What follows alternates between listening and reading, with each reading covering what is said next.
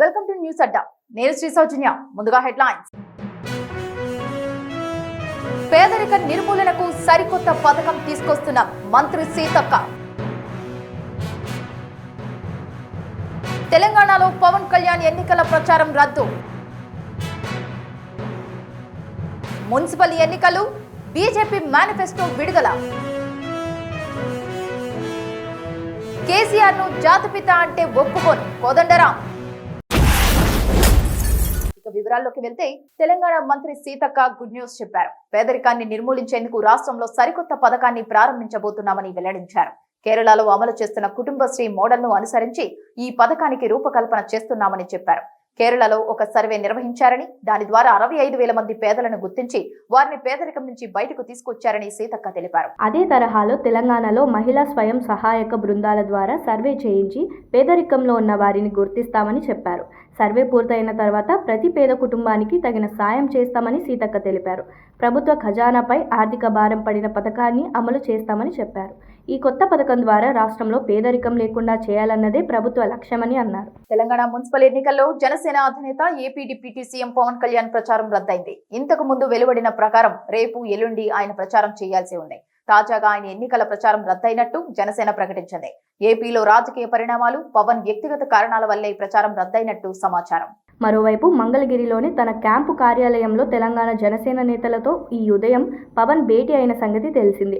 Telangana municipal ఎన్నికల గురించి వారితో పవన్ చర్చించారు. ఎన్నికల్లో అనుసరించాల్సిన వ్యూహంపై దిశానిర్దేశం చేశారు. ఈ సమావేశంలో పార్టీ ఉపాధ్యక్షుడు బొంగునూరి మహేందర్ రెడ్డి, ప్రధాన కార్యదర్శి రామ్ కల్లూరి, తెలంగాణ ఇన్ఛార్జి శంకర్ గౌడ్, రాజలింగం, ఆర్కే నాయుడు తదితర ముఖ్య నేతలు పాల్గొన్నారు. తెలంగాణలో బీజేపీ మున్సిపల్ ఎన్నికల మేనిఫెస్టోను విడుదల చేసింది. మున్సిపల్ ఎన్నికల రాష్ట్ర సహ ఇన్ఛార్జీలు అశోక్ పన్నామి, రేఖా శర్మతో కలిసి వికసిత్ తెలంగాణ బీజేపీ సంకల్ప పత్రం పేరుతో మున్సిపల్ ఎన్నికల మేనిఫెస్టోను రాష్ట్ర అధ్యక్షుడు రామచంద్రరావు విడుదల చేశారు. ఈ సందర్భంగా మాట్లాడుతూ తెలంగాణలో జరిగే మున్సిపల్ ఎన్నికల్లో బీజేపీ విజయం సాధిస్తుందని ధీమా వ్యక్తం చేశారు. బీజేపీ గెలిస్తే పెండింగ్ పనుల్లో వెసులుబాటు కల్పిస్తామని, మోడర్న్ మున్సిపాలిటీలుగా తీర్చిదిద్దుతామని హామీ ఇచ్చారు.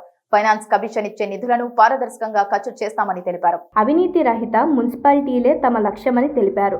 కబ్జాలపై ఉక్కుపాదం మోపుతామని అన్నారు.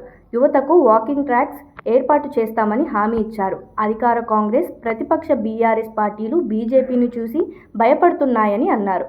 కేంద్రం తెలంగాణకు ఏమిచ్చిందని ముఖ్యమంత్రి రేవంత్ రెడ్డి ప్రశ్నించారని, ఏ జిల్లాకు ఎంతిచ్చామో కూడా చెబుతామని అన్నారు. మరి రేవంత్ రెడ్డి ఏమిచ్చారో చెబుతారా అని నిలదీశారు. బీజేపీ కార్యకర్తలపై పోలీసులు దాడులు చేస్తూ భయభ్రాంతులకు గురి చేస్తున్నారని మండిపడ్డారు. కాంగ్రెస్ పార్టీ పోలీసులను తమ కార్యకర్తల్లా ఉపయోగించుకుంటోందని అన్నారు. బీఆర్ఎస్ అధినేత కేసీఆర్ ను తెలంగాణ జాతిపిత అంటే తాను ఎట్టి పరిస్థితుల్లో ఒప్పుకోనని ప్రొఫెసర్ కోదండరాం అన్నారు. జాతిపిత అనే బిరుదు ఎవరికి వారు పెట్టుకునేది కాదని, అది ప్రజలు ఇవ్వాలని చెప్పారు. తెలంగాణ ఉద్యమకారులను కేసీఆర్ ఏనాడు పట్టించుకోలేదని విమర్శించారు. తెలంగాణ అస్తిత్వాన్ని వ్యక్తిగత లబ్ధికి వాడుకోవడం దారుణమని అన్నారు. మరోవైపు ఇదే అంశంపై ముఖ్యమంత్రి రేవంత్ రెడ్డి మాట్లాడుతూ తెలంగాణ కోసం ప్రాణత్యాగం చేసిన జయశంకర్ నిజమైన జాతిపిత అని చెప్పారు. తెలంగాణ ఇచ్చిన సోనియా దేవత అని కొనియాడారు. కేసీఆర్ ఎవరికి జాతిపిత అని ప్రశ్నించారు. వేరే వాళ్ల ఫోన్లు దొంగచాటుగా వినేవాళ్లు జాతిపితాలా అని ప్రశ్నించారు. రేవంత్ వ్యాఖ్యలపై హరీష్ రావు స్పందిస్తూ జాతిపిత అంటే ఏమిటో రేవంత్కు తెలుసా అని ప్రశ్నించారు. తెలంగాణ కోసం ప్రాణత్యాగానికి సిద్ధపడ్డ చరిత్ర కేసీఆర్దని చెప్పారు. తెలంగాణ కోసం ఎప్పుడైనా కోట్లాడిన చరిత్ర రేవంత్కు ఉందా అని ఎద్దేవా చేశారు. ఇవి ఇప్పటి వరకున్న బులెటిన్ అప్డేట్స్. మరొక బులెటిన్ తో మళ్ళీ కలుద్దాం. అంతవరకు సెలవు, నమస్కారం.